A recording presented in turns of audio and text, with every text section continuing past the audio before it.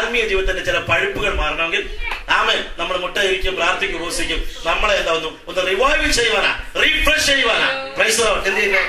കാറ്റ്. അത് മാത്രമല്ല, നമ്മുടെ ജീവിതമാകുന്ന വൃക്ഷത്തിന്മേൽ ചില ഉണക്ക ചുള്ളികൾ, ഡ്രൈ ബ്രാഞ്ചസ്, അതൊക്കെ എന്ത് ചെയ്യും? പൊട്ടിഞ്ഞ് താഴോട്ട് വീഴും. Price the Lord. അത് മാത്രമല്ല, കാറ്റടിക്കുമ്പോൾ ചില വൃക്ഷങ്ങൾക്ക് പോളിനേഷൻ ഉണ്ടാകുന്നത് ഇല്ലേ? വൃക്ഷങ്ങൾ കായായിട്ട് തരുന്നത് എന്തുകൊണ്ടാണ്? പൂമ്പൊടികൾ കാറ്റ് പരത്തിക്കൊണ്ട് വരുന്നുണ്ട് അല്ലെ? തേനീച്ചകൾ കൊണ്ടുവരുന്നുണ്ട്, കാറ്റ് കൊണ്ട് പരാഗണം നടക്കുന്നുണ്ട്, പോളിനേഷൻ നടക്കുന്നുണ്ട്. ആത്മീയ ജീവിതത്തിനകത്ത് ശക്തമായിരിക്കുന്ന നമുക്കൊരു ഫ്രൂട്ട് ഉണ്ടാക്കാൻ, നമ്മുടെ ആത്മീയത്തെ ശക്തിപ്പെടുത്തുവാൻ, ബലപ്പെടുത്തുവാൻ കാറ്റുകൾ നമുക്ക് ആവശ്യമാണ്. Praise the lord. ആമേൻ. അത് മാത്രമല്ല, നമ്മുടെ ജീവിതമാകുന്ന വൃക്ഷത്തിന്മേൽ ഉണ്ടായിരിക്കുന്ന പുഷ്പങ്ങളുടെ മണം എവിടേക്ക് പോകണം? മറ്റുള്ളവരേക്ക് പോകണം. അതാണ് വടത്തിക്കാറ്റ് വീശുക, തെന്നിക്കാറ്റ് വീശുക. തോട്ടത്തിൽ നിന്ന് എന്ത് വരണം? സുഗന്ധം വരണം. എന്റെ ജീവിതം ഒരു അരോമയ, സ്വീറ്റ് അരോമയ, ഒരു സുഗന്ധമാണ്. നശിക്കുന്നവരുടെയിലും രക്ഷിക്കപ്പെടുന്നവരുടെയിലും എന്താ? നമ്മൾ ദൈവത്തിന് സൗരഭ്യവാസനയാ. Price the Lord. ഈ വാസന എന്ത് ചെയ്യണം? മറ്റുള്ളവരിലേക്ക് പകർന്ന തൈലം പോകും. അതാണ് അഭിഷേകത്തിന് ഒരു വാസനയുണ്ട്, കൃപയ്ക്കൊരു വാസനയുണ്ട്. അഭിഷേകം മേടിയിരിക്കുമ്പോൾ അത് വസ്ത്രത്തിന്റെ വെളുപ്പിലേക്ക് കേടുകിടക്ക താടിയിൽ കൂടെ ഒഴുകുന്നതാണ്. അത് വാസനയുള്ളതാണ്. കർത്താവിന്റെ സ്തോത്രം. ആകയാൽ ദൈവവചനത്തിൽ നമുക്ക് ഉറച്ചു നിന്നു കഴിഞ്ഞാൽ നമുക്ക് ബലപ്പെടുവാനായിട്ട് കഴിയും. അത് മാത്രമല്ല, പാകമായ ഫലങ്ങൾ നിലത്ത് വീഴുന്ന എപ്പോഴാ? matured fruit when it is falling to the ground. ആമേൻ. നമ്മുടെ ജീവിതത്തിൽ കർത്താവിന് വേണ്ടി ഫലം കായ്ക്കുവാനും നമ്മളിലുള്ള ഫലം നിലത്തേക്ക് വീഴുവാനും സ്തോത്രം, അത് പ്രയോജനപ്പെടുവാൻ ഇടയായിച്ചനും. ആമേൻ. ദാനിയേൽ പ്രവചനത്തോട് ചേർത്ത് വെളിപ്പാട് പുസ്തകം നമ്മൾ ചിന്തിക്കുവാനായിട്ട് പോകുന്നത്. We are going to study a comparative study with comparison with the book of Daniel and the book of Revelation, because it is a very important, it is a must that we have to go through the book of Daniel at first. ദാനിയേലും വെളിപ്പാടും ഒരു നാണയത്തിന്റെ രണ്ട് വശങ്ങളാണ്. ഞാൻ കഴിഞ്ഞ ദിവസം നിങ്ങൾ ഓർപ്പിച്ചല്ലോ. അതായത് old ടെസ്റ്റമെന്റിൽ നിന്ന് വരുമ്പോൾ ഇറ്റ് ഇസ് 27th book. ഏതാ?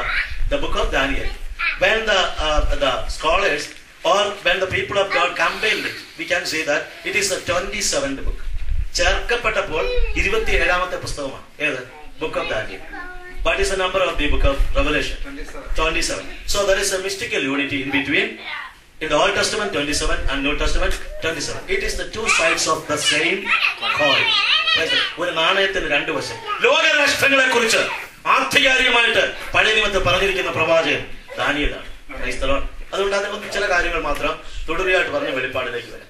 നമ്മൾ അവിടെ കാണുന്നത്, ദാനിയേൽ പ്രവചനത്തിൽ കാണുന്നത്, യഹൂദ രാജാവ് യെഹോയാക്കീമിന്റെ 1:1 ഇങ്ങനെ പറയും. Daniel 1:1. Please read the chapter 1:1. Somebody read. യഹൂദ രാജാവായ യെഹോയാക്കീമിന്റെ വാഴ്ചയുടെ 3-ാം ആണ്ടിൽ ബാബേൽ രാജാവായ നെബൂഖദ്നേസർ യെരൂശലേമിലേക്ക് വന്ന് അതിനെ നിരോധിച്ചു. അങ്ങനെയാണ് തുടങ്ങുന്നത്. യെരൂശലേമിലേക്ക് വന്ന് അതിനെ ചെയ്തു. നെബൂഖദ്നേസർ വീട് അവിടെ നെബൂഖദ്നേസറാണ് ചെയ്തത്. പക്ഷെ നെബൂഖദ്നേസറിന് ഒരു അപ്പനുണ്ടായിരുന്നു, നെബൂഖദ്നേസർ. ചരിത്രത്തിൽ കാണുവാൻ കഴിയുന്ന വ്യക്തിയാണ്. നെബൂഖദ്നേസറാണ് എന്ത് ചെയ്യുന്ന പറയാ ഈ സാമ്രാജ്യത്തിന് തുടക്കം. പക്ഷെ ഒരു ഫൗണ്ടേഷൻ ഉള്ള ഒരു സാമ്രാജ്യമാക്കി തീർത്തവരാണ്. It was Nebuchadnezzar. Nebuchadnezzar started his kingdom in BC 606. ജാതികളുടെ കാലം, the time of the Gentiles is starting in the year of 606. BC 606 ദൈവം തമ്പുരാൻ പ്രപഞ്ചത്തെ ആളുകളെ കൊടുത്തത്. ഭരണത്തിന് വേണ്ടി ജാതികൾ കൊടുത്തു. 4 രാഷ്ട്രങ്ങൾക്ക് തമ്പുരാൻ അവസരം കൊടുത്തു. 4 രാഷ്ട്രങ്ങൾ അമ്പെ പരാജയപ്പെട്ട് എന്ത് ചെയ്തു? തകർന്ന് തരിപ്പണമായി തീർന്നു. ദൈവത്തിന് ഇഷ്ടം ചെയ്യുവാൻ ഈ 4 രാഷ്ട്രത്തലവന്മാർക്ക് കഴിയാതെ പോയപ്പോൾ അതിന്റെ വീഴ്ചയും താഴ്ചയുമാണ് ഈ വെളിപ്പാട് ഈ ദാനിയേൽ പ്രവചനത്തിലെ വിഷയം. We can see the rise and fall of 4 kingdoms in the book of Daniel. In 12 chapters is the content of the rise and fall of 4 important empires. അതിന്റെ 4ാമത്തെ സാമ്രാജ്യത്തെ കുറിച്ച് അവിടെ തുടങ്ങിയിട്ടില്ലായിരുന്നു. എന്നാൽ 4ാമത്തെ സാമ്രാജ്യം പുതിയ നിയമത്തിൽ വരുമ്പോഴാണ് കാണുന്നതെങ്കിലും അതിനെക്കുറിച്ചുള്ള ഒരു പ്രോഫസി കാണുവാനായിട്ട് കഴിയുന്നുണ്ട്. 4 വലിയ ശക്തമായിരിക്കുന്ന 4 സാമ്രാജ്യം. അതിൽ 1ാമത്തെ സാമ്രാജ്യമാണ് നെബൂഖദ്നേസർ സ്ഥാപിച്ചത്. അതായത് ഇറാഖ് എന്ന് പറയുന്ന സ്ഥലത്ത്, യൂഫ്രട്ടീസ് എന്ന നദിയുടെ തീരത്ത് അവിടെ സ്ഥാപിച്ചതായിരിക്കുന്ന first city of Babylon. It was built. They tried to build it, but it was not completed. അല്ലെ? 11ാം അധ്യായം ഉൽപ്പത്തിയാണ് ആദ്യം കാണുന്നത്. അവിടേക്ക് അധികമായിട്ട് പോകുന്നില്ല. ഉൽപ്പത്തി 11 ഈ സിറ്റി പണിയുവാനായിട്ട് അവർ ആരംഭിച്ചു. ഷീനാർ, ദ പ്ലെയിൻസ് ഓഫ് ഷീനാർ. ഈ ഷീനാർ പ്ലെയിൻസ് എന്ന് പറയുന്നതാണ് ഏതാ? ബാബിലോൺ എന്ന് പറയുന്ന സ്ഥലമാണ്.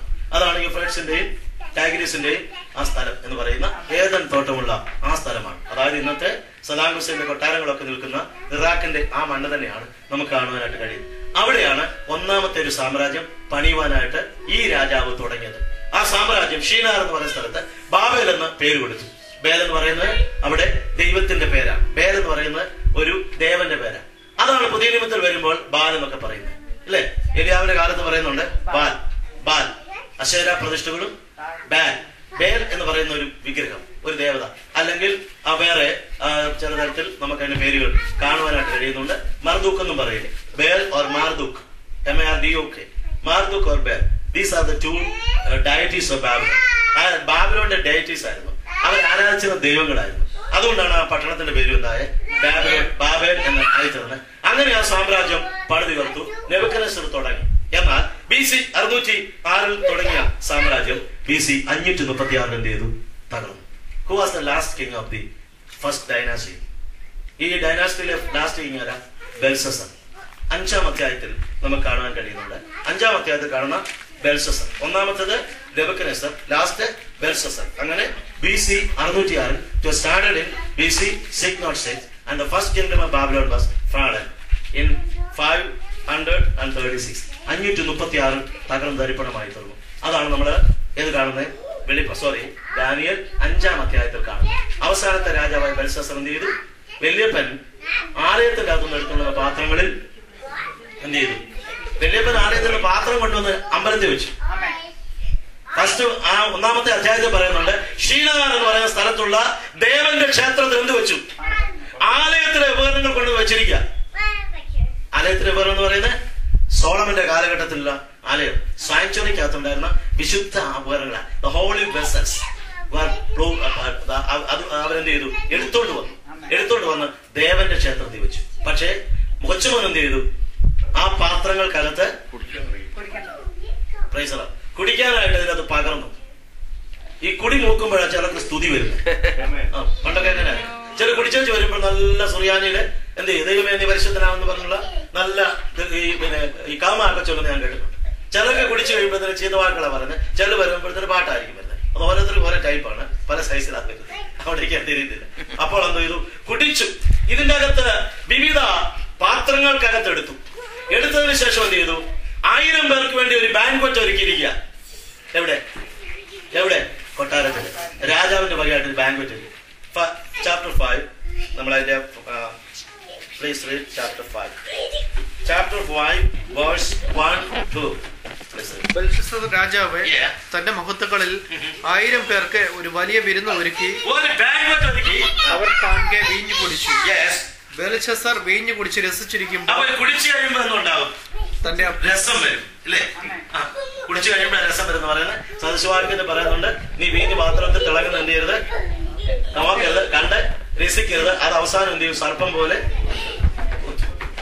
ആദ്യം വീഞ്ഞ് അവര് കുടിക്കും. രണ്ടാമത് കുറെ നാൾ കഴിയുമ്പോൾ അഡിക്ഷൻ ആകുമ്പോൾ മദ്യം ആദ്യം കുടിക്കും. രണ്ടാമത് മദ്യം ആരെ കുടിക്കും? ചാക്കോച്ചനെ കുടിക്കും, അല്ലെ തോമാച്ചനെ കുടിക്കും എന്ന് പറഞ്ഞാൽ അഡിക്ഷൻ ആയി പോകുമ്പോൾ അനുസരിച്ചിരിക്കുമ്പോൾ തന്റെ അപ്പനായ നെബൂഖദ്നേസർ യെരുശലേമിലെ മന്ദിരത്തിൽ നിന്ന് എടുത്തുകൊണ്ടുവന്നിരുന്ന പൊൻവെള്ളി പാത്രങ്ങളെ രാജാവും മഹത്തുക്കളും അവന്റെ ഭാര്യമാരും വെപ്പാട്ടികളും എത്ര പേരാ? All the concubines, 1000 very important and reputed officers of the country. ഇന്നത്തെ രീതിയിൽ പറഞ്ഞാൽ ഒരു IAS റാങ്കിനേക്കാൾ കുറയാത്ത എക്സിക്യൂട്ടീവ്സിനെ മാത്രം കൊടുത്ത് വിളിച്ചു വരുത്തിയിട്ട് രാജാവിന് ഒരു ദിവസം ഒരു പാർട്ടി നടത്തുകയാണ്. വീഞ്ഞ് കുടിച്ച് രസിക്കുക. അങ്ങനെ ഇരിക്കുമ്പോൾ എന്ത് ചെയ്തു? അവയിൽ കുടിക്കേണ്ടതിനായി കൊണ്ടുവരുവാൻ കൽപ്പിച്ചു. അങ്ങനെ അവർ യെരുശലേമിലെ ദേവാലയത്തിന്റെ മന്ദിരത്തിൽ നിന്ന് കൊണ്ടുവന്നിരുന്ന പൊൻപാത്രങ്ങളെ കൊണ്ടുവന്ന് രാജാവും മഹത്തുക്കളും അവന്റെ ഭാര്യമാരും വെപ്പാട്ടികളും അവയിൽ കുടിച്ചു. അടുത്തത് അവർ വീഞ്ഞു കുടിച്ച് പൊന്നും വെള്ളിയും താമ്രവും ഇരുമ്പും മരവും കല്ലും കൊണ്ടുള്ള ദേവന്മാരെ സ്തുതിച്ചു. കുടി നോക്കുമ്പോൾ സ്തുതി വരുമെന്ന് പറയുന്നത്. എന്ത് ചെയ്തു? താനും തന്നെ